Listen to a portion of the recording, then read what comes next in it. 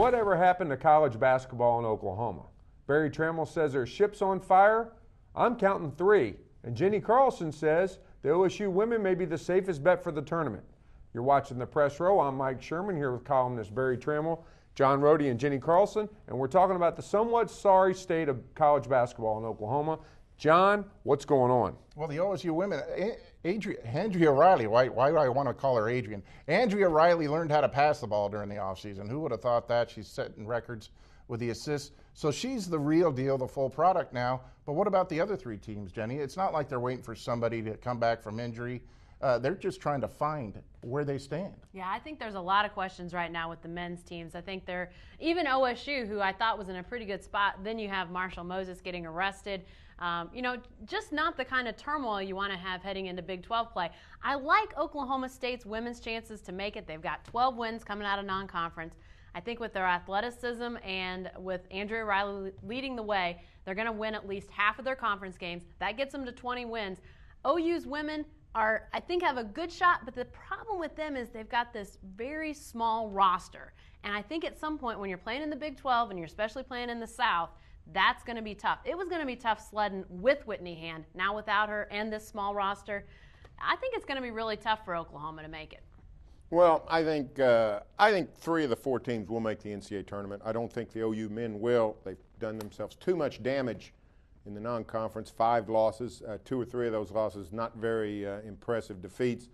Some turmoil, guys not going to practice, the freshmen acting a little goofy. So I don't think the OU men will make it. I think the other 3 will make it, but I don't think they'll go far. OSU women, they're going to make it. And when they get there, Andrea Riley's got to sit out that first game. They've been waiting to play out that penalty now for 2 years. So I don't think March is going to be all that mad around here. And then both teams, OU and OSU men, have handed their teams over to freshman point guards. And that seems to be perilous. Is that a good thing? It seems like a bad thing now, but is that a good thing in the long run, Jenny?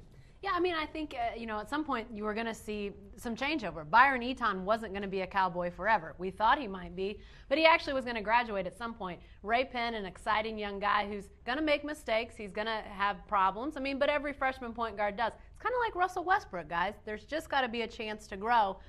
Ray Penn will have his problems. Tommy Mason Griffin will, but they'll be fine eventually, and it's just got to work itself out. Well, the question is, how long will they remain freshmen? If they're really good quality freshmen like John Wall, I don't know if he was ever a freshman. Maybe in December he turned into a sophomore or a senior. And these 2 guys are still freshmen.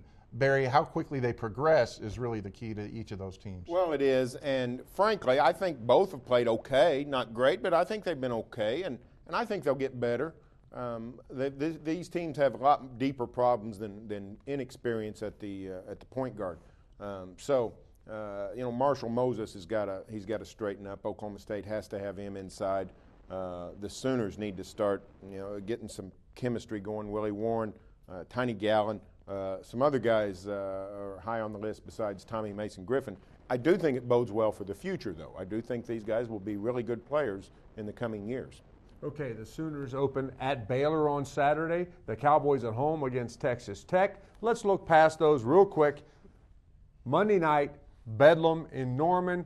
Who you picking, Barry? Well, I almost always pick the home team, and I'll stay with the Sooners, but I'll say this. They better win. If the Cowboys go down and win in Lloyd Noble, the ship really is on fire in Norman.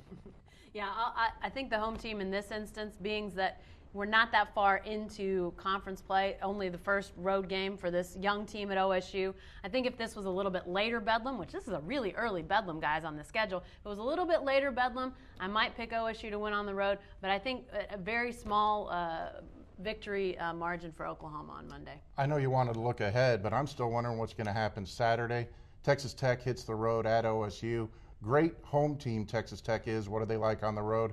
And OU is going to have its hands full at Baylor. Baylor's going to be favored by 6-7 points. Epe Udo is playing tremendous ball. You know him well from Edmond Santa Fe High. So to get to Monday, I think Saturday will play a role, guys, because they'll either be riding a little bit of a high or they could be on the way down. Check back for another edition of the Press Row for John's Bedlam pick, but that's going to be all for this one.